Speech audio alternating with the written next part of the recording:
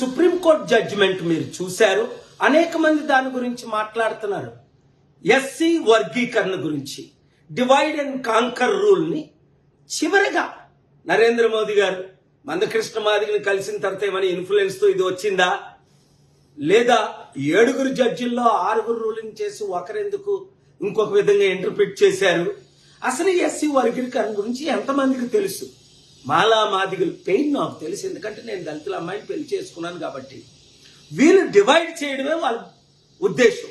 చంద్రబాబు నాయుడు గారు 94లో సంవత్సరం ముఖ్యమంత్రి కాకముందు మాల మాదిగల ఓట్లు ఎక్కువ కాంగ్రెస్ పడుతున్నాయని, మాదిగల్ని డివైడ్ చేస్తే మనకు ఓట్లు పడతాయని అక్కడ ఆయన, తెలంగాణలో నరేంద్ర మోదీ గారు ముఖ్య ఉద్దేశం మీ అందరికీ తెలిసింది.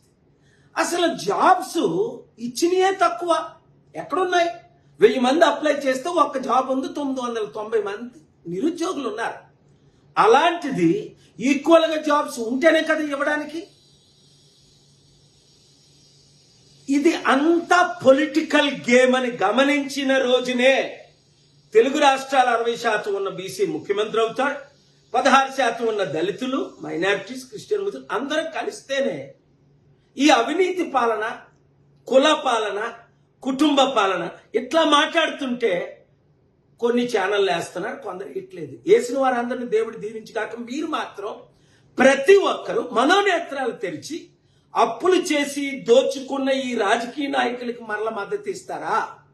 మార్పు రావాలి, అంబేద్కర్ ఆశయాలు నెరవేరాలి, మాలామాదిగా విడిపోకూడదు, ఐకమత్యమే మహాబలం అని కలిసి పనిచేద్దామా?